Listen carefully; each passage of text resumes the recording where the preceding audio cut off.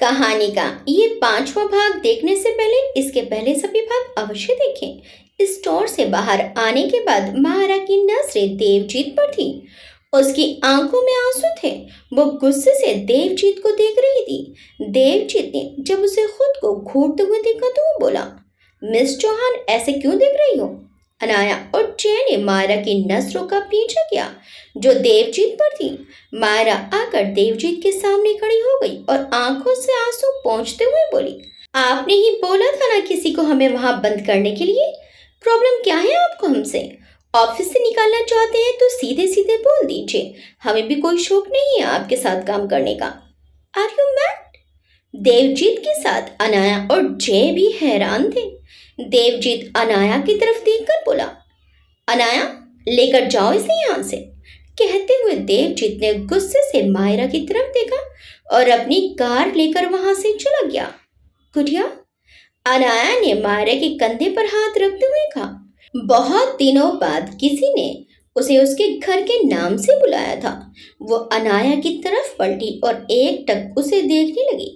अनाया मुस्कुराते हुए बोली, ऐसे क्या देख रही हूँ? तुम्हारे दादाजी का मैसेज आया था उनकी गुड़िया के लिए। वैसे मुझे भी तेरा वो नाम अच्छा नहीं लगता और साइको तो तू हमेशा रहेगी, लेकिन गुड़िया नाम तुम पर ज्यादा अच्छा लगता है क्योंकि अभी बचपना गया नहीं तुम्हारा। मायरा ने जय की तरफ देखा जो मुस्कुरा रहा था।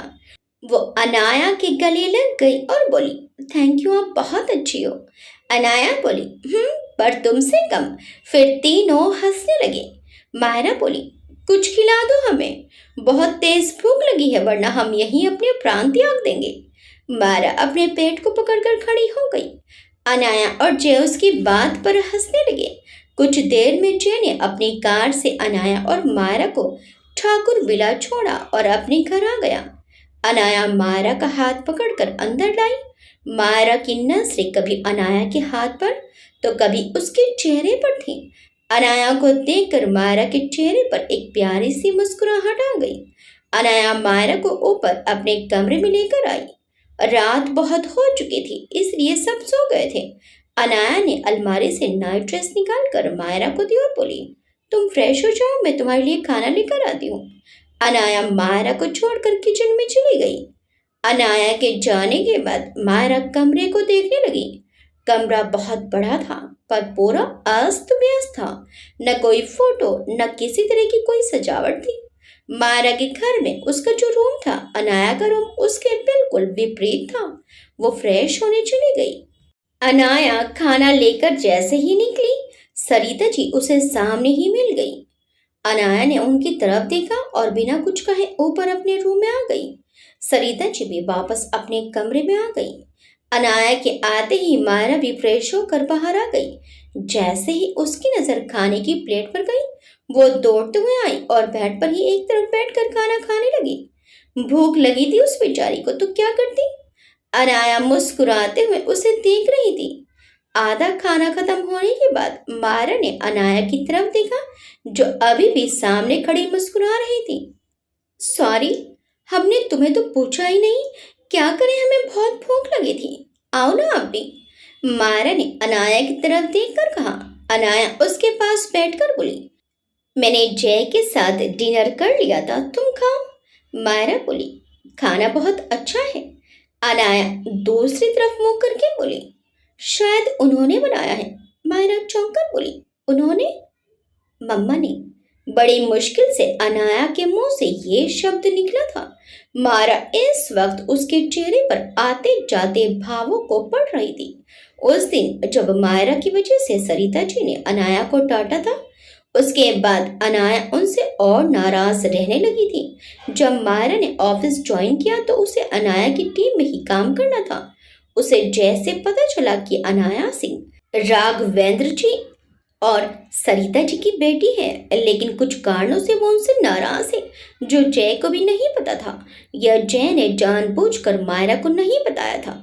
और वैसे भी अनाया उस वक्त मायरा से गुस्सा थी, इसलिए मायरा ने उसकी पर्सनल लाइफ में जाना ठीक नहीं समझा।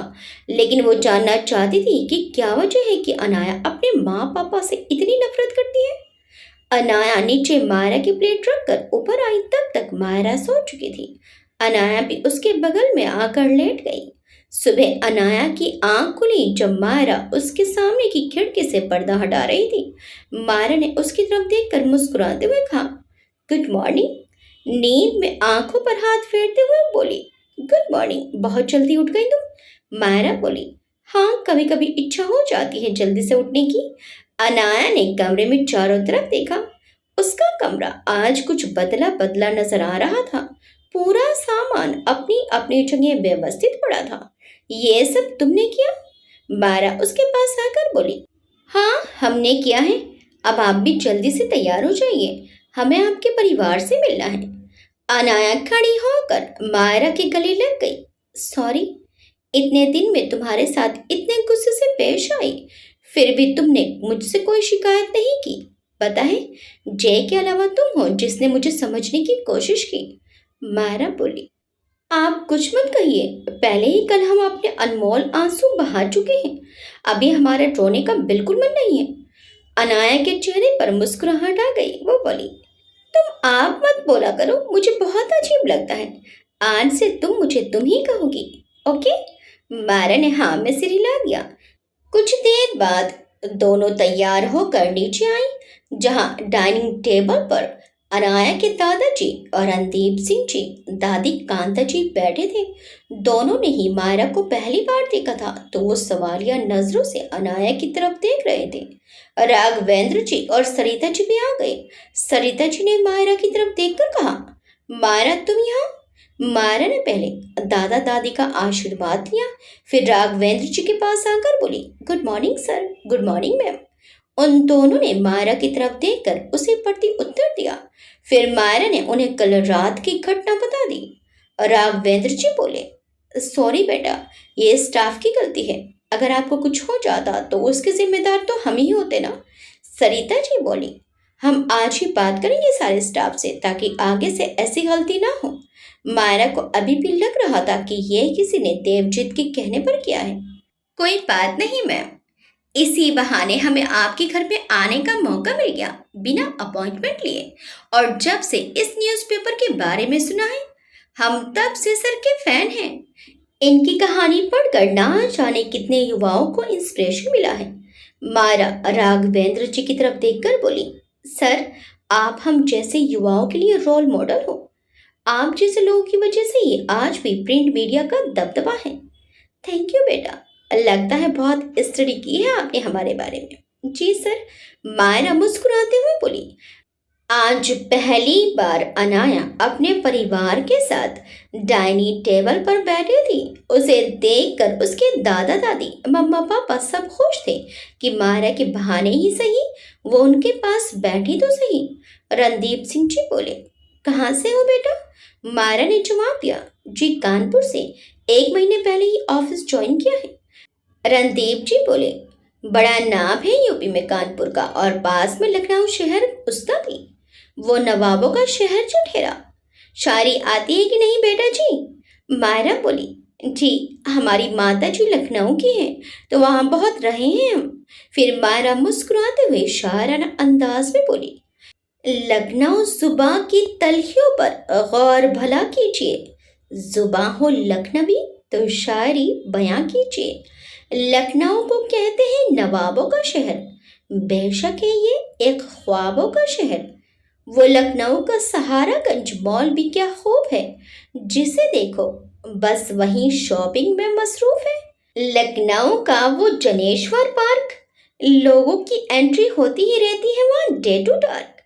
वो हमारी लखनऊ यूनिवर्सिटी भी क्या खूब है, पढ़ाई के साथ मस्ती भी वहाँ खूब है।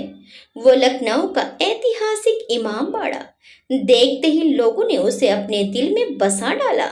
गोमती नदी तो यहाँ की शान है, सिर्फ नदी नहीं है ये, यहाँ गोमती हमारा मान है। लखनवी अंदाज की तो बात ही निराली है, इसकी तो सारी दुनिया दीवानी है। लखनवी अंदाज कुछ ऐसा ही है जिसे देख दिल कह दे, देख ली मैंने सारी दुनिया। ये लखनऊ कुछ ऐसा ही है, हाँ हमारा लखनऊ कुछ ऐसा ही है। वाह वाह क्या सुर है, मान गया बेटा तुम लखनऊ की शान हो। दादाजी के साथ सभी ने तालियां बजाई तो मायरा ने एक हाथ सीने पर रख कर सिर झुका लिया। मारा बोली, आप भी बहुत अच्छी शायरी पढ़ते हैं दादाजी, बिल्कुल हमारे दादाजी की तरह। हमने भी उन्हीं से सीखी है। कांता जी बोली, दोस्ती का असर है बेटा। इनके भी एक दोस्त कानपुर से ही थे, उन्हीं से सीखी है। मारा ने उत्सुकता से पूछा, अच्छा तो जरा हमें भी बताइए आपके दोस्त का नाम। कभी महफिल में मिल जाए तो आपके बारे में जरूर बताएंगे उन्हें। रणदीप सिंह जी अतीत को याद करते हुए बोले, राजनाथ चौहान, दिल्ली में एक साथ कॉलेज की थी हमने, बहुत जिगरी थे हम दोनों। राजनाथ चौहान, मारा की आंखें खुशी से फैल गई। वो खड़ी होकर बोली, ये तो हमारे दादाजी का नाम है, वो भी दिल्ली में ही पढ़े हुए हैं। यह सुनते ही रणदीप सिंह जी भी खुशी से चहक उठे। मायरा बोली, रुकिए, हम अभी आपके उनसे बात करवाते हैं। मायरा ने अपने दादाजी के पास फोन लगा दिया। राघवेंद्र जी, सरिता जी, कांता जी और अनाया मायरा की तरफ देख रहे थे, जिसने 15 मिनट में रणदीप जी से इतनी जान पहचान निकाल ली थी। अनाया के चेहरे पर एक सुकून भरी मुस्कुराहट थी और आंखों में नमी भी। उसके दादा दादी मायरा को देखकर कितने खुश हैं, जैसे उन्हें कोई उनका दोस्त मिल गया हो। जो खुशी उन्हें उसे देनी चाहिए थी, उसके दादाजी को वो खुशी वो मायरा के साथ महसूस कर रहे हैं। राघवेंद्र जी अनाया की तरफ देखकर सरिता जी से बोले, आज मैं बहुत खुश हूँ। इतने दिनों बाद मेरी प्रिंसेस मेरी आंखों के सामने बैठी है। सरिता जी मायरा की तरफ देखकर बोली, मायरा का हमारे घर में कदम रखना हमें हमारी खुशियों की तरफ ले जा सकता है। देखिए माँ पापा को कितना खुश है, जैसे आज उनकी पुरानी खुशियां लौट आई हों। और हमारी अनाया के चेहरे पर मुस्कुराहट है। जब से मायरा ने ऑफिस में कदम रखा है, वहां का माहौल एकदम से बदल गया है। अपनी प्यारी प्यारी बातों से सबका दिल बहलाती है। और आज देखो हमारे घर में भी इसने एक पल में सबको अपना बना लिया। राघवेंद्र जी बोले, सच में बहुत प्यारी बच्ची है। दादाजी कैसे हैं आप? मायरा ने राजनाथ जी को वीडियो कॉल लगा दी थी। राजनाथ जी बोले, कल रात फोन क्यों नहीं उठाया बेटा? जानते हो हम कितना घबरा गए थे। वो सब छोड़िए दादाजी, पहले देखिए हम आपको किससे मिलवाने वाले हैं। कहते हुए मायरा ने फोन रणदीप सिंह जी की तरफ कर दिया। कैसे हो राजनाथ? रणदीप जी ने अपने चश्मे को हटाते हुए कहा। तो राजनाथ जी कुछ देर उन्हें गौर से देखने के बाद बोले, रणदीप। रणदीप जी खुश होते हुए बोले, पहचान गया? राजनाथ जी की आंखें वर्षों पहले बिछड़े अपने दोस्त को देखकर चमक रही थी। कॉलेज के बाद तुम तो ईद के चांद हो गए थे, हमारी याद नहीं आई? रणदीप जी बोले, तुम्हें भूले ही कहाँ थे। जब भी कानपुर लखनऊ का नाम आता है, हमारी आंखों के सामने तुम्हारा ही चेहरा होता है। आज बरसों बाद तुम्हारी पोती ने हमें मिला दिया। दोनों दोस्त के बीच बातें चल रही थी और बाकी सब उनकी बातों को सुनकर उनके जमाने को जी रहे थे। मायरा बोली, हमने हमेशा दादाजी से सिर्फ दोस्ती के किस्से सुने हैं, इसलिए हमें सबसे खूबसूरत रिश्ता दोस्ती का लगता है। दोस्ती करोगी हमसे? पक्की वाली, जैसे हमारे दादाजी के बीच है। इतने वर्षों बाद भी उन्हें उनकी दोस्ती याद है, वैसे ही दोस्ती। मायरा अनाया की तरफ देखकर हाथ बढ़ाते हुए बोली। तो अनाया ने कुछ देर सोचा, फिर अपने दोनों हाथों में उसका हाथ लेकर बोली, तुमसे दोस्ती करने पर रिस्क तो बहुत है, क्योंकि तुम साइको ठहरी। पता नहीं किस वक्त तुम्हारे अंदर पागलपन का दौरा पड़ जाए। फिर भी मुझे तेरी दोस्ती मंजूर है, लॉन्ग लाइफ वाली। और मेरा क्या? उसी वक्त जय उनके पास आकर खड़ा हो गया। अनाया उसकी तरफ देखकर बोली, तेरी जगह तो कोई ले ही नहीं सकता। तीनों खड़े होकर एक दूसरे के गले लग गए।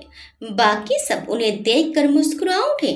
तब तक राजनाथ जी और रणदीप जी की भी बातें हो चुकी थी। रणदीप जी मायरा से बोले, हमारे बिछड़े दोस्त से बात तो करवा दी, अब वादा करो जल्द से जल्द हमें उससे मिलवाओगी। मायरा मुस्कुराकर बोली, पक्का, क्यों नहीं, जरूर मिलवाएंगे। हम इस बार घर जाएंगे तो उन्हें साथ ले आएंगे। कुछ देर उनके बीच बातें होती रही। फिर राघवेंद्र जी खड़े होकर बोले, मैं निकलता हूँ। सबसे मिलकर वो चले गए। तुम 1-2 दिन में रोज हमारे पास आओगी ना? तुम्हारे साथ हमें फिर महफिल जमानी है। रणदीप जी ने कहा तो कांता जी बोली, हाँ बेटा, अब हम भी तुम्हारे दादा दादी हुए ना, तो इसे भी अपना ही घर समझना और रोज हमसे मिलते आते रहना, हमें अच्छा लगेगा। मायरा बोली, आप बेफिक्र रहिए दादी जी, मारा इतनी जल्दी किसी का पीछा नहीं छोड़ती, हम जरूर आएंगे। जय, अनाया, सरिता जी और मायरा चारों ऑफिस जाने के लिए एक साथ बाहर निकले। मायरा जय से बोली, आप चलिए जय सर, हम मैम के साथ आते हैं। मायरा ने जय की और इशारा किया तो वो समझ गया। हाँ, मुझे कुछ काम भी था। अनु, तुम मारा के साथ आ जाना, मैं चलता हूँ। अनाया ने कुछ कहना चाहा लेकिन जय पहले ही चला गया। मारा सरिता जी के पास आकर कार में बैठ गई। अनाया भी आकर आगे की सीट पर बैठ गई। ये देखकर सरिता जी के चेहरे पर मुस्कुराहट आ गई। वो भी बैठ गई। वो तीनों ऑफिस पहुंच गए। अनाया कार से उतर कर चली गई तो मारा धीरे से सरिता जी से बोली, डोंट वरी मैम, आपको आपकी बेटी जल्द वापस मिलेगी, ये वादा है हमारा आपसे। सरिता जी नम आंखों से मारा की तरफ देखते हुए बोली, थैंक यू बेटा, मुझे यकीन है तुम ये जरूर करोगी। अनाया और मारा न्यूज ऑफिस आ गए थे। राहुल, नेहा और रॉकी भी अनाया मारा को साथ देखकर खुश थे। जय भी उनसे आकर मिला और अपने केबिन में चला गया। उसी वक्त देवजीत ऑफिस आया। मारा की नजर जैसे ही देवजीत पर गई, उसे कल रात वाली बात याद आ गई। काम से ज्यादा उसका ध्यान देवजीत पर था। वो मन ही मन बोली, कल हमें इनसे इस तरह से बात नहीं करनी चाहिए थी। देवजीत सर क्यों हमें अंदर बंद करेंगे? अनाया मायरा के पास बैठकर बोली, क्या हुआ मायरा? मायरा बोली, देवजीत सर। अनाया समझ रही थी वो कल की बात से परेशान है तो वो मायरा के हाथ पर हाथ रखकर बोली, सॉरी बोल दो। मायरा धीरे से बोली, जब से आए हैं सॉरी तो बोल रहे हैं। मैम, आपको आपकी टीम के साथ चीफ सर ने मीटिंग रूम में बुलाया है, प्यून ने अनाया के पास आकर कहा और चला गया। मायरा मासूम सा चेहरा बनाकर बोली, पता था हमें ऐसा ही होगा, आज हमारी इस ऑफिस से परमानेंट छुट्टी। रॉकी बोला, मैंने तो पहले ही कहा था तू ना देवजीत सर से बचकर रहना, लेकिन नहीं, तुझे तो बार बार उन्हीं से पंगा लेना है। राहुल बोला, अब भुगतो, तुम्हारे साथ साथ हमारी भी छुट्टी, फिर नए ऑफिसों के चक्कर काटने पड़ेंगे नौकरी के लिए। अब आगे नेहा बोली, नो वे, मुझे इतनी जल्दी जॉब नहीं छोड़नी। जॉब हाथ से निकलते ही पापा मेरी उस लल्लू कंजू से शादी करा देंगे। सबकी बातें सुनकर मायरा मुंह बनाकर बोली, अम्मा तुम सब क्यों दिमाग का दही बना रहे हो? सर को प्रॉब्लम हमसे है तो फ्री फोकट में तुम्हें क्यों निकालेंगे? हो गया तुम सबका? अनाया की आवाज से सबने उसकी तरफ देखा जो उन्हें ही घूर रही थी। अब देख क्या रहे हो, चलो। अनाया ने फाइल उठाते हुए कहा तो सब उसके पीछे चलने लगे। पांचों मीटिंग रूम में पहुंचे जहां देवजीत उनका ही इंतजार कर रहा था। देवजीत पर नजर पड़ते ही मायरा अनाया के पीछे हो गई। गुड मॉर्निंग सर, पांचों ने एक साथ कहा। बैठो, देवजीत ने अपनी फाइल में नजरें गड़ाए हुए ही कहा। पांचों देवजीत के सामने बैठ गए। देवजीत ने एक नजर सबको देखा फिर बोला, लगता है आजकल अपने देश में क्राइम रेट कम हो गया है। नहीं सर, क्राइम रेट तो ऐसी मार्केटिंग है जिसमें हर साल डबल मुनाफा होता है। मायरा ने कहते हुए देवजीत की तरफ देखा जो दोनों हाथों को बांधे उसी की तरफ देख रहा था। देवजीत उसे घूरते हुए बोला, मिस चौहान, इस वक्त आप मार्केटिंग कंपनी में नहीं, न्यूज ऑफिस में बैठी हैं। I hope you understand. Myra नजरें झुकाकर बोली, जी सर। देवजीत अनाया की तरफ देखकर बोला, मिस अनाया, आप कुछ कहना चाहेंगी कि हमारे न्यूज़पेपर में दिन में कितने क्राइम न्यूज़ छपते हैं?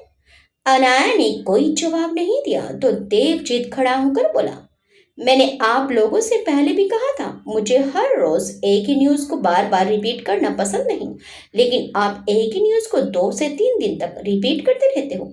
इसकी वजह जान सकता हूँ मैं?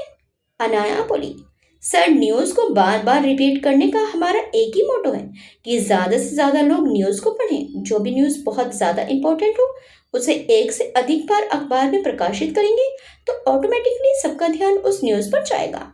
देवजीत बोला, लेकिन ऐसा भी तो हो सकता है कि लोग उस एक ही न्यूज़ को रोज रोज पढ़कर बोर होने लगे और न्यूज़पेपर की बाकी न्यूज़ पर ध्यान न दे। चलो, कुछ देर के लिए मान लिया आपकी बात सही है, लेकिन उन घटनाओं का क्या जो हर रोज घटती हैं? और हमारे अखबार में ऐसी हजारों खबरें अलग अलग जगह से एक दिन में आती हैं, तो फिर उनको कहाँ पब्लिश करेंगे? अनाया ने अपनी टीम की तरफ से अपना पक्ष रख दिया था, लेकिन आखिरी निर्णय तो चीफ ऑफ एडिटर का ही होता है। देवजीत ने अपना निर्णय सुनाया। मुझे रिपीट न्यूज नहीं चाहिए, न्यूज एकदम फ्रेश होनी चाहिए। अगर न्यूज 4 से 5 दिन तक चलती है तो उसमें हर रोज नए पॉइंट होने चाहिए जो उस न्यूज को सेटिस्फाई करें। ओके सर, सबने एक साथ कहा तो देवजीत बोला, मैंने आपको यहाँ एक इम्पोर्टेंट केस के लिए बुलाया है। कल रात 2 बजे पास की झील के निकट एक कपल्स की लाश पड़ी मिली थी। पुलिस का कहना है कि दोनों ने एक दूसरे को मारा है, लेकिन उनके पड़ोसियों का कहना है कि 10 बजे जब वो घर से निकले थे तब दोनों बहुत खुश थे। शाम तक आपको पता लगाना है कि उन दोनों ने एक दूसरे को मारा है या किसी और ने उनका मर्डर किया है। अगर उन्होंने ही एक दूसरे की जान ली है तो क्या वजह थी? लोगों के मन में इस केस को लेकर बहुत सारे सवाल हैं जिनका जवाब देगा हमारा अखबार। मिस मायरा, आपको क्या लगता है उन्होंने एक दूसरे को क्यों मारा होगा? देवजीत ने मायरा को चुप देखकर कहा, क्योंकि वो काफी देर से चुप थी और उसका कम बोलना देवजीत को खल रहा था। क्योंकि जब भी ऐसी मीटिंग होती है तो मायरा बीच बीच में अपनी राय जरूर रखती है।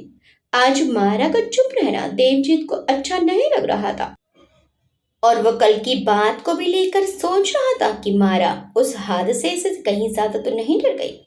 इस बात से वो खुद भी बेखबर था कि उसे मायरा का चुप रहना क्यों अच्छा नहीं लग रहा। मायरा कुछ देर सोचकर बोली, आई थिंक दोनों रात को झील के पास टहलने गए होंगे।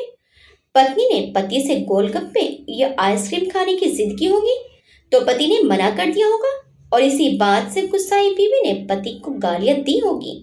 फिर मर्दों का गुस्सा तो होता ही उच्च लेवल का है। वो क्या कहते हैं ना, मैन ईगो वो हर्ट हो गया होगा और गला दबा दिया होगा बेचारी का। फिर औरतें कहाँ कमजोर होती हैं, उसने भी पति की गर्दन दबोच ली होगी और इसी गले दबाने के खेल में दोनों हो गए भगवान को प्यारे। मायरा की बात सुनकर अनाया, राहुल, नेहा, रॉकी ने अपनी हंसी कंट्रोल करते हुए गर्दन झुका ली, क्योंकि सामने देवजीत की गुस्से भरी निगाहें मायरा पर टिकी हुई थी। देवजीत को खुद को घूरते देखकर मायरा मुस्कुराते हुए बोली, क्या हुआ सर? देवजीत बोला, I am really proud of your humour of sense miss Myra. Devjeet ने जानबूझकर सेंस ऑफ ह्यूमर की जगह ह्यूमर ऑफ सेंस कहा था तो मायरा भी जानबूझकर बोली, थैंक यू सर। हमारे दादाजी भी यही कहते हैं कि हमारा ह्यूमर ऑफ सेंस बहुत खतरनाक है। देवजीत ने पूछा, आपको अवार्ड नहीं मिला कभी? मायरा बोली, अवार्ड क्यों? देवजीत मायरा के पास आया और पीछे से उसकी चेयर पकड़कर बोला, क्योंकि आपका ह्यूमर ऑफ सेंस इतना बढ़िया जो है।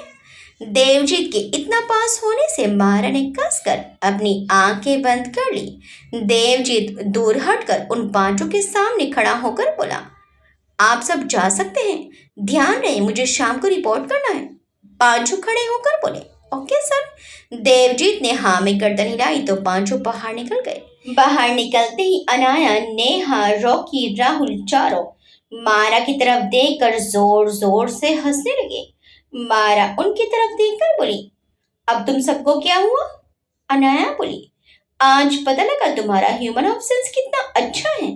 इस बार मायरा भी उनमें शामिल हो गई। जय जो उधर से निकल रहा था उन पांचों को हंसते देखकर वो भी रुक गया। एकाएक उसकी नजर अनाया पर गई। हंसते हुए उसके चेहरे पर एक मासूमियत थी। गालों पर दोनों तरफ पड़ने वाले खट्टे हंसने वक्त उसकी बंद होती पलकें उसे बहुत आकर्षित लग रही थी।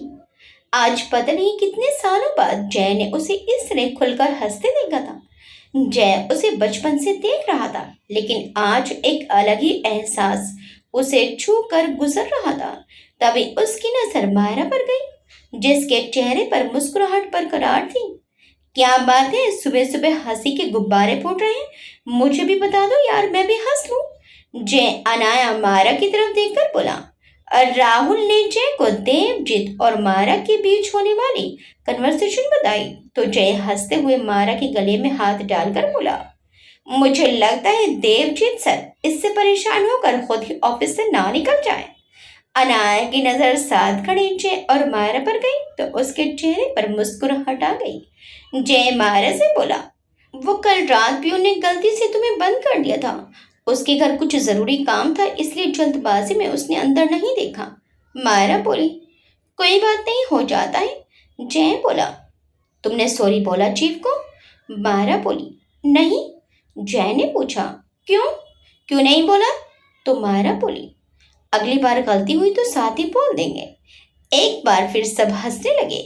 उधर देवजीत सरिता जी के कैबिन में जा रहा था, तभी उसकी नजरें हंसती हुई मायरा पर गई, लेकिन जल्दी ही उसने अपनी नजरें फेर ली और अंदर चला गया।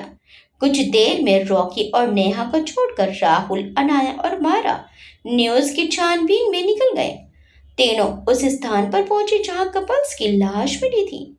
वो तीनों आसपास के लोगों से पूछताछ करके उनके फ्लैट पर पहुंच गए। फिर उनके पड़ोसियों से दोनों की शादी से लेकर अब तक की पूरी जानकारी ली और उनके कुछ दोस्तों से बात की।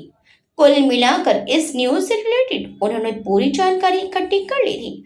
वापस आकर अनाया ने पूरी इंफॉर्मेशन जय को दी और जय ने न्यूज देवजीत को रिपोर्ट की।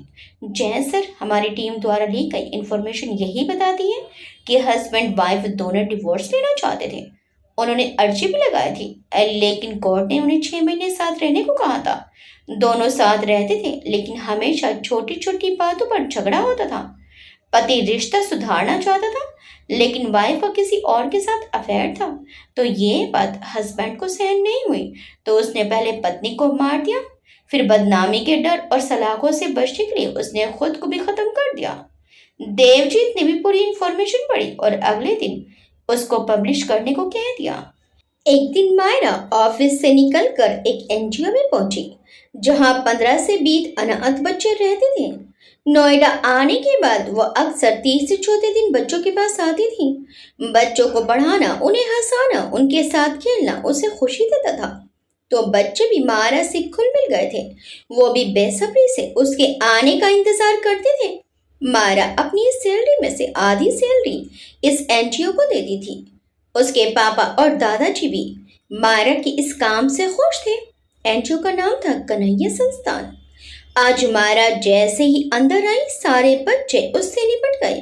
दीदी, आप रोज क्यों नहीं आती? कितना मिस करते हैं हम आपको। 2-3 साल के एक छोटे से बच्चे ने मायरा के सामने शिकायती लहजे में कहा तो मायरा मुस्कुराते हुए उसकी गाल खींचकर बोली, अच्छा, कितना मिस किया? वो बच्चा अपने दोनों हाथ फैलाकर बोला, इतना सारा। मायरा ने हंसते हुए उसे गोद में उठा लिया। अगर हम रोज रोज आएंगे तो आप सबके लिए गिफ्ट के पैसे कहाँ से लाएंगे? लेकिन आज तो हमें गिफ्ट मिल गए, एक दूसरे बच्चे ने कहा जिसने मायरा की उंगली पकड़ी हुई थी। मायरा ने कहा, अच्छा, किसने दिया? भैया ने। वो हर महीने यहाँ आते हैं और दादी माँ को पैसे और गिफ्ट देकर जाते हैं। दूसरे बच्चे ने कहा तो मायरा ने पूछा, नाम क्या है उन भैया का? बच्चा बोला, पता नहीं, वो आपकी तरह हमसे प्यार नहीं करते, कभी हमसे बात भी नहीं करते। दादी माँ के पास आते हैं और पैसे देकर चले जाते हैं। दादी माँ कहती है कि वो बहुत अच्छे हैं, नौकरी करते हैं। दीदी, क्या बड़े होकर हम भी नौकरी करेंगे? मायरा बोली, क्यों नहीं करोगी, जरूर करोगी। फिर उन भैया की तरह सबकी मदद भी करोगी ना। वो भैया बहुत अच्छे हैं दीदी, पता है इस बार उन्होंने मुझे क्या दिया है? एक लड़के ने कहा और वहां से अंदर भाग गया। उसके पीछे बाकी बच्चे भी चले गए। मायरा उन्हें जाते देखकर नीचे पड़े अपने बैग की तरफ देखने लगी जिसमें चॉकलेट्स और कुछ गिफ्ट्स थे उन बच्चों के लिए। मायरा अपने मन में बोली, अजीब है इनका बिना एड्रेस का भैया, न नाम है न पता, न बोलता है न बच्चों को कोई स्टोरी सुनाता है, फिर भी सारे बच्चे उनके फैन हैं। कुछ तो बात होगी उनमें। सारे बच्चे अपना अपना सामान लेकर आए। किसी के हाथ में क्रिकेट का बैट था तो किसी के हाथ में गिटार, बांसुरी, किताबें, खिलौने, कपड़े, सबके पास उनकी पसंद की चीजें थी। मायरा भी उन्हें खुश देखकर खुश थी और उस अनजान शख्स को जानने के लिए आतुर भी हो रही थी। उसने बच्चों को चॉकलेट दी और कुछ देर में आने को बोलकर एनजीओ के ऑफिस में चली गई जहां एक 64-65 वर्षीय महिला बैठी थी। मायरा को देखकर उनके चेहरे पर मुस्कुराहट आ गई। मायरा मुस्कुराते हुए बोली, नमस्ते मदर टेरेसा, कैसी हो आप? ये कहकर मायरा ने उनके पांव छुए तो वो भी उसके सिर पर हाथ रखकर बोली, तुम्हें देखकर तो बिल्कुल ठीक हो जाती हूँ। मायरा बोली, क्या टेरेसा, फिर से वही चीजी लाइंस? हमने कहा था ना अम्मा, हमें हमारी तारीफ पसंद नहीं, क्योंकि मालूम है हमें कि हम काबिले तारीफ हैं। दोनों एक साथ हंस पड़ी। इनका नाम कावेरी जी है। बहुत सालों से इन्होंने ही एनजीओ को संभाला हुआ है। मारा उन्हें हमेशा मदर टेरेसा ही कहती है। कावेरी जी बोली, अच्छा ये बताओ, ऑफिस में सब ठीक चल रहा है ना? मायरा बोली, कहाँ सब ठीक है, वो खड़ूस बॉस है ना, हंसते हैं तो भी निकालने की धमकी देते हैं। हमें देखकर तो ऐसे चिढ़ते हैं जैसे हम उनके पिछले 7 जन्मों के दुश्मन हो। अगर बॉस नहीं होते तो कब का उनका गला दबा देते, फिर चाहे उम्र भर जेल में ही क्यों ना रहना पड़ता हमें। कावेरी जी बोली, बस बस बेटा, अब रहने दो, वो तो तेरी गालियों से ही मर जाएगा। अच्छा, वो तेरी दोस्त का क्या था, उसका नाम अनाया, उसकी मिस्ट्री सुलझी कि नहीं? मायरा बोली, कहाँ सुलझी, जब भी उसकी फैमिली को लेकर कोई बात करते हैं तो चुपचाप निकल जाती है। समझ नहीं आ रहा कि कैसे पता लगाएं कि क्या हुआ था उसके अतीत में, कि वो अपने परिवार से इतनी नफरत करती है। कई बार हम उनके घर गए, दादा दादी सर मैम सब बहुत अच्छे हैं, फिर भी उसका उनके प्रति बिहेव कुछ समझ नहीं आता।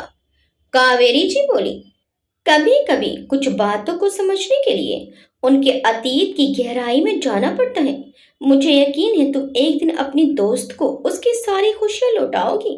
मारा ने हाँ में सिर हिलाया। वो फिर बोली, वैसे टेरेसा, बाहर बच्चे किसी भैया की बात कर रहे थे, बोल रहे थे कुछ देर पहले ही यहाँ से निकले हैं। कौन है वो? कावेरी जी कुछ देर चुप रही, फिर बोली, नाम नहीं बताऊंगी, लेकिन इतना कहूंगी उसके बारे में कि दुनिया की नजरों में बहुत बुरा है वो, लेकिन उसकी नेक दिल पर छाई कोई नहीं जानता। बहुत तड़पाया है जिंदगी ने उसे, और अब उसी तड़प को उसने आग बना लिया है। वो यहाँ आता है और पैसे देकर चुपचाप चला जाता है। जब कुछ पूछती हूँ उससे तो कहता है, ये दुनिया पैसों से चलती है, पैसों के लिए जिंदगी में जितनी ठोकरें उसने खाई है वो कोई और ना खाए, इसलिए वो पैसे और जरूरत का सामान बच्चों को देकर चला जाता है। कावेरी जी की कही बातों से मारा के दिलो दिमाग में उस शख्स की बिना आकार की छवि बन गई थी। उसकी उत्सुकता और बढ़ने लगी थी। क्या उसकी कोई जानकारी है आपके पास? कावेरी जी बोली, नहीं, एक किताब है उसकी लिखी हुई, जिसमें उसने बहुत गहरी बातें लिखी हैं, लेकिन उसमें भी उसने खुद के बारे में कुछ नहीं बताया। कावेरी जी ने कहा तो मायरा बोली, टेरेसा प्लीज वो बुक हमें दीजिए ना, हम जानना चाहते हैं उसके बारे में। कावेरी जी कबर्ड से एक छोटी सी बुक निकाल कर लाई और मायरा को दे दी। कुछ देर बातें करने के बाद मायरा बच्चों से निकलकर बाहर निकल गई। शाम के 7 बज रहे थे। वो ऑटो का इंतजार कर रही थी। उसे रोड की दूसरी तरफ ऑटो खड़ा दिखाई दिया तो वो रोड पार करते हुए उसकी ओर बढ़ गई, लेकिन बुरी किस्मत, उसकी सैंडल एक पत्थर से उलझकर टूट गई। मारा बड़बड़ाते हुए बोली, अब ये क्या मुसीबत है महादेव, बिना सैंडल के कैसे चलकर जाएंगे हम? उसने दोनों सैंडल को हाथ में पकड़ा और बिना सामने देखे उन सैंडल्स को घूरते हुए आगे बढ़ गई। सामने से देवजीत की कार अपनी रफ्तार में थी। अपनी कार के सामने मारा को आते देखकर देवजीत ने कार को ब्रेक लगाया। मारा का ध्यान कहीं और ही था। कार उसके पास आकर रुकी तो उसने सामने देखा, देवजीत की कार उसके एकदम सामने थी। वो अपनी जगह खड़ी हो गई। देवजीत ने मारा को देखा और गुस्से से कार के नीचे उतर गया। मारा ने देवजीत को देखा तो उसके चेहरे का रंग उड़ गया। वो डरते हुए पीछे हटने लगी। देवजीत ने उसके पास आकर अपनी आंखों पर लगा चश्मा हटाया और उसे देखते हुए बोला, तुम हर बार मरने के लिए मेरी ही कार के सामने क्यों आ जाती हो?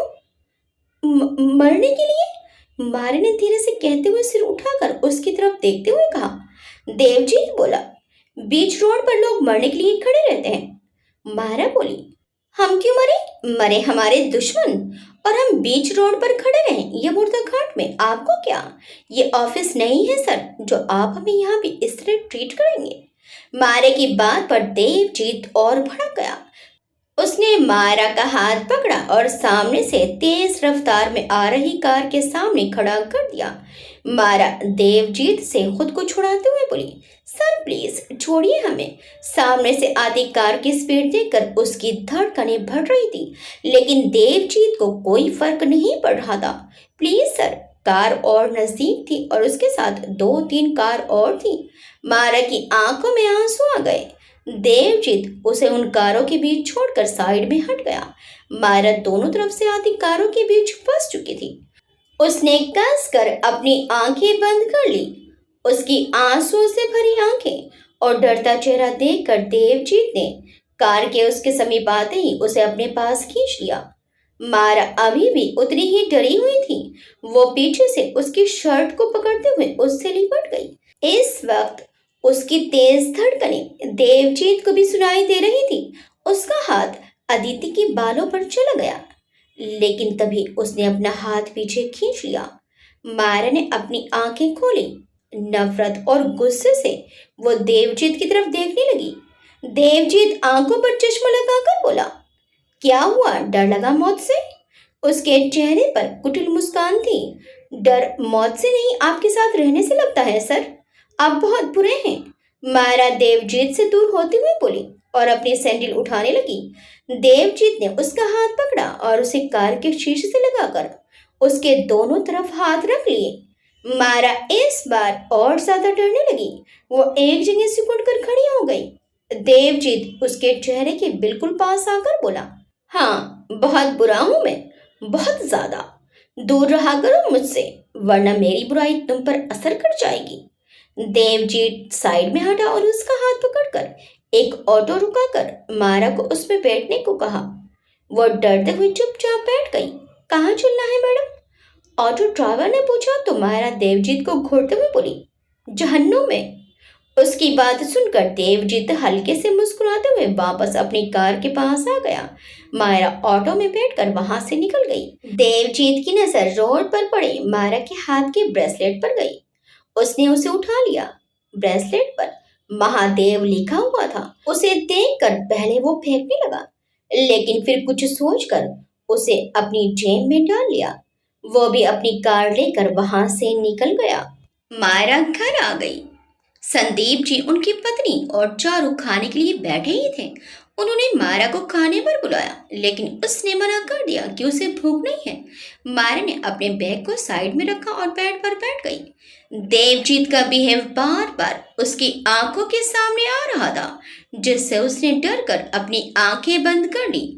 आज उसने घर पर भी किसी से बात नहीं की। मायरा को अब इस ऑफिस में काम करते करते 4 महीने के लगभग हो गए थे।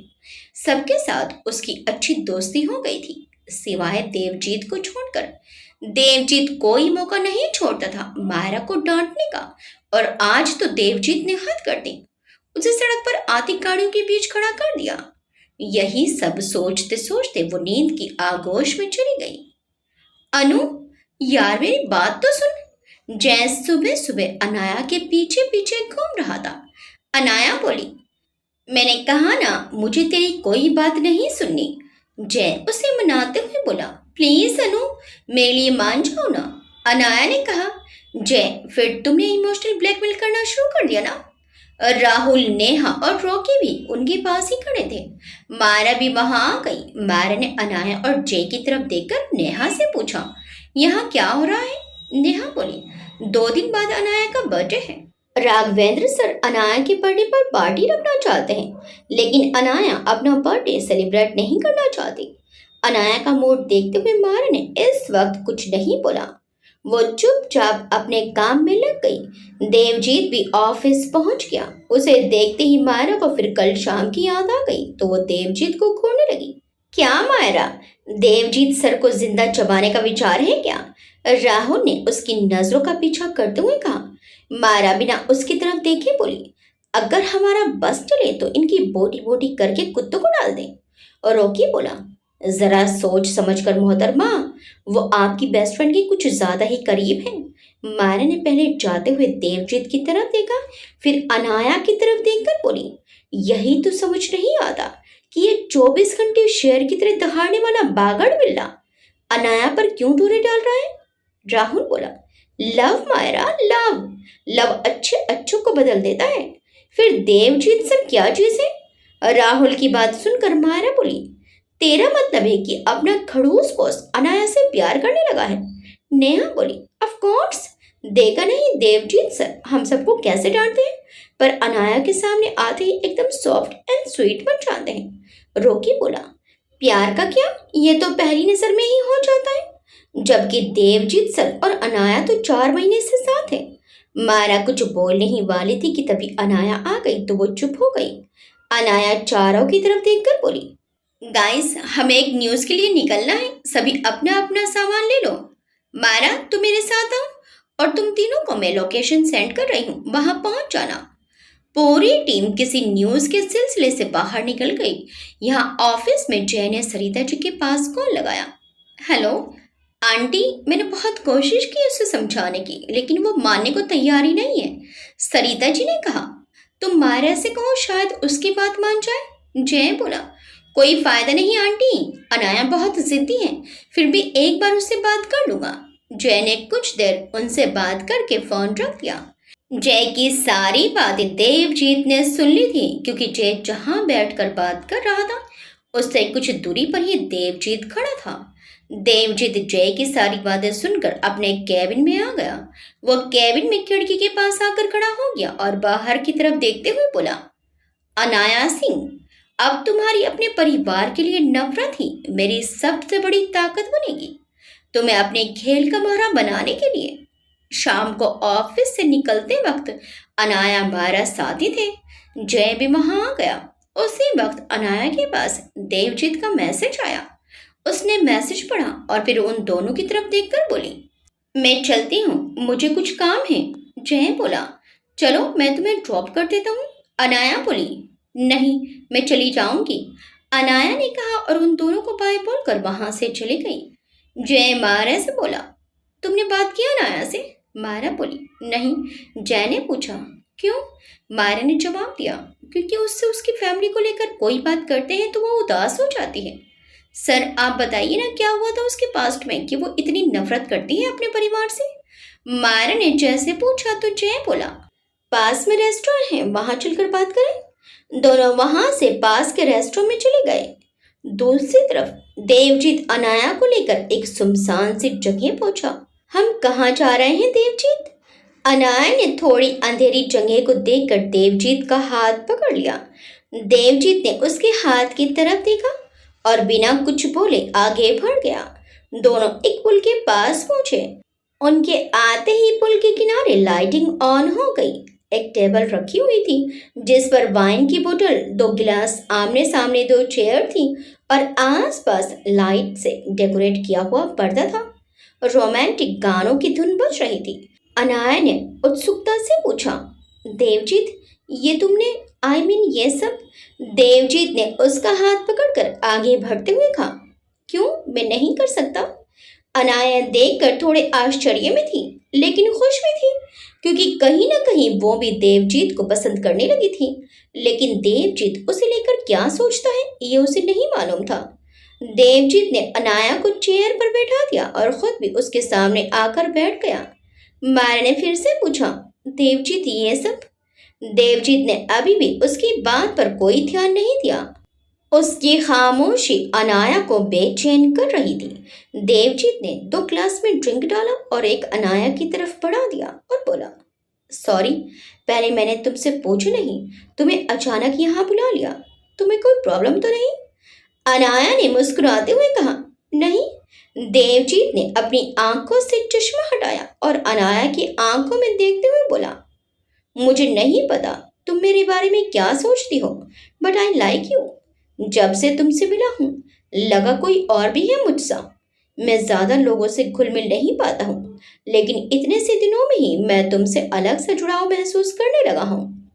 अनाया अवाक सी उसकी बातें सुन रही थी, लेकिन जो देवजीत के शब्दों में था वो उसकी आंखों में नहीं था। उसकी आंखों में कोई ऐसा इमोशन नहीं था कि उसे लगे कि वो उसे पसंद करता है। वो क्या कहे उसे कुछ समझ नहीं आ रहा था। देवजीत ने वापस अपनी आंखों पर चश्मा लगा लिया और वो ड्रिंक का सिप लेते हुए बोला, मैं तुम्हारे जवाब का इंतजार करूंगा। अनाया ने कुछ देर सोचा, फिर उसकी तरफ देखते हुए बोली, मुझे थोड़ा वक्त चाहिए। देवजीत बोला, जितना चाहे वक्त ले सकती हो, और कोई फोर्स नहीं है कि तुम्हारा जवाब हाँ में ही हो। अनाया मुस्कुराते हुए देवजीत की तरफ देखने लगी तो देवजीत ने नजरें हटा ली। इधर मायरा और जय रेस्टोरेंट में बैठे चाय का स्वाद ले रहे थे। मायरा ने जय से चाय की तरफ देखते हुए कहा, एक शायरी याद आ रही है सर, कहो तो सुनाए। जय बोला, जरूर जरूर।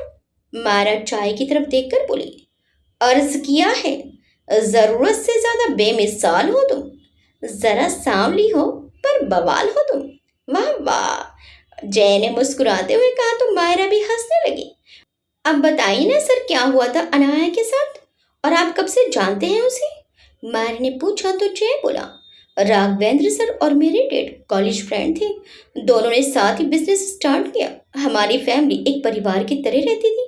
मैं और अनाया बचपन से एक दूसरे के साथ रहते थे। स्कूल भी एक ही था और क्लास भी। दिन के 24 घंटे में से 12 घंटे हमारे एक दूसरे के साथ ही बीते थे। 6th स्टैंडर्ड तक हम एक साथ ही एक स्कूल में पढ़ते थे। फिर डैड ने 2 साल के लिए मुझे दिल्ली हॉस्टल में डाल दिया। हम दोनों बहुत रोए थे, लेकिन मैं पढ़ाई में बैक बेंचर था और सबसे लड़ाई भी करता था, इसलिए डैड ने मुझे दिल्ली भेज दिया। इन 2 सालों में मैं जब भी घर आता था अनाया से मिलकर जाता था। जब मैं 8 में था तो मैं घर नहीं आया था। उसी वक्त अनाया के भाई रतन भैया की शादी थी और उस शादी में रतन भैया को किसी ने मार दिया। रतन भैया के साथ एक और लड़की की डेड बॉडी मिली थी।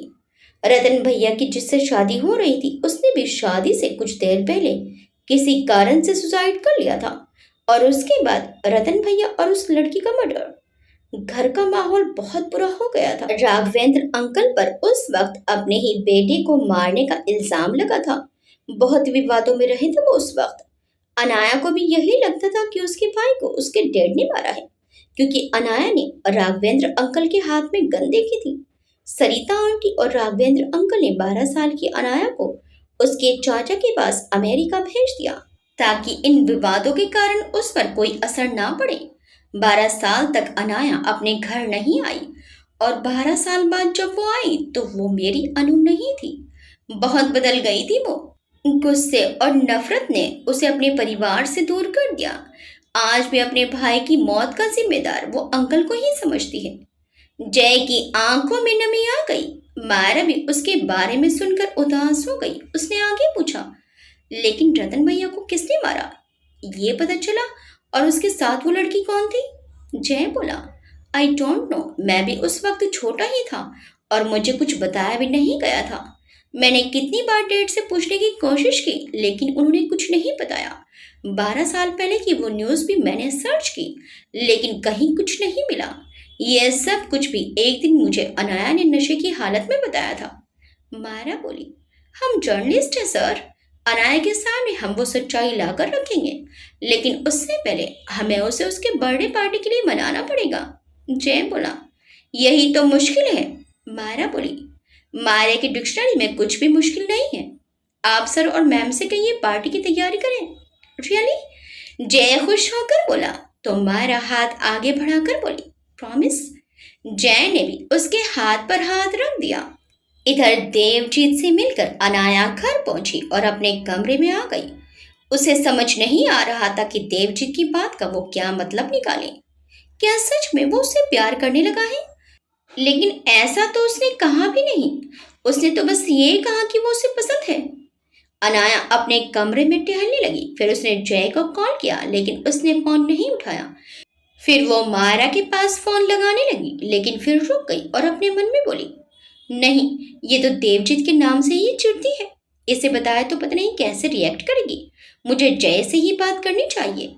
अनाया नीचे आई और सरिता जी की कार लेकर जय के घर चली गई।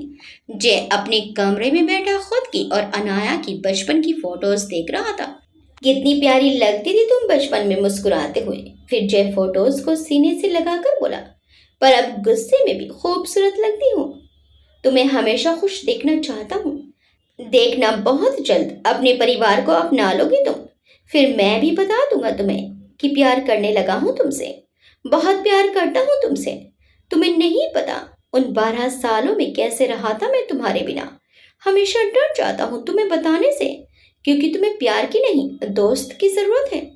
जब हालात सही हो जाएंगे तो तुम्हें एहसास दिला दूंगा अपने प्यार का। जय अनाया की फोटो देखते हुए खुद से ही बातें किए जा रहा था। उसके चेहरे पर मुस्कान आ गई। बचपन में अनाया के साथ बिताए लम्हे फिर जीवंत हो गए। 12 साल बाद आते ही सबसे पहले उसके गले लगना, दोनों का देर रात तक घूमना, साथ में पार्टीज करना, ड्रिंक करना, सब उसकी आंखों के सामने घूम रहा था। तभी दरवाजे पर अनाया की दस्तक हुई। जय को ये केवल अपनी कल्पना लग रही थी। वो मुस्कुराने लगा तो अनाया उसके पास आकर खड़ी हो गई और बोली, ओ हेलो। अनाया ने उसकी आंखों के सामने चुटकी बजाई तो जय अपनी आंखें मसलते हुए खड़ा हो गया। जय ने उसे टच करते हुए पूछा, तुम सच में हो? अनाया उसके गले में हाथ डालकर बोली, तुम तो ऐसे पूछ रहे हो जैसे मैं तुम्हारी हीर और तुम रांझे हो जो मेरे ख्वाब देख रहे हो। जय ने धीरे से कहा, कुछ ऐसा ही समझ लो। अनाया ने पूछा, क्या कहा तुमने? जय मुस्कुराकर बोला, कुछ नहीं। तुम बताओ, इस वक्त यहाँ नींद नहीं आ रही थी क्या मेरे बिना? जय ने मुस्कुराते हुए कहा तो अनाया ने उसे घूरते हुए उसके पेट पर धीरे से कुल्हाड़ी मारी। आउच! क्या कर रही हो? जान लोगी क्या बच्चे की? जय बेड पर बैठते हुए बोला तो अनाया उसका गला पकड़कर बोली, विचार अच्छा है। जय ने उसके हाथ पकड़ लिए। अनाया बेड पर ही थी। जय की नजर अनाया की नजरों से मिल रही थी। उसकी करीबी जय की धड़कनें बढ़ा रही थी। फिर वो उसके हाथ छोड़कर बोला, अब बताओ कैसे याद किया अपने इस आवारा दोस्त को? अनाया बाल्टी बनाए वहीं बेड पर उसके पास बैठ गई और बोली, बात करनी है तुमसे। जय ने उत्सुकता से पूछा, क्या बात करनी है? मायरा बोली, देवजीत के बारे में। जय ने उसकी तरफ देखा फिर रुककर बोला, बोलो। अनाया खड़ी होकर खिड़की के पास चली गई। He likes me. ये जय के लिए किसी भी झटके से कम नहीं था। वह खुद को संभालते हुए खड़ा हुआ और अनाया के पीछे आकर रुक गया। उसने हिम्मत करके धीरे से पूछा, और तुम? अनाया मुस्कुराते हुए बोली, I think I love him. जय ने कदम पीछे ले लिए। उसकी आंखें स्वतः ही बंद हो गई। वो जल्दी से पलट गया। उसके दिल में एक अजीब सा दर्द होने लगा। उसकी आंखों में खुद ही आंसू आ गए। उधर अपने कमरे की बालकनी में खड़ा देवजीत खुद से ही बोला, बस अब कुछ कदम दूर हूं मैं अपनी मंजिल के। तुम्हारी बर्बादी की शुरुआत होने वाली है मिस्टर सिंह। तुम्हें बर्बाद करने का पहला कदम रख दिया है मैंने। तुमसे तुम्हारी सबसे कीमती चीज छीनकर तुम्हें तड़पाना ही तो मेरा असली मकसद है। जब तुम अपनी बेटी के लिए तड़पोगे तब तुम्हें एहसास होगा कि अपनों के छिन जाने का दर्द कैसा होता है। इस वक्त उसकी आंखें गुस्से से लाल थी। उसके अंदर एक ज्वालामुखी दहक रहा था। आगे क्या होगा? जय अब क्या करेगा? क्या अनाया देवजीत को हाँ कर देगी?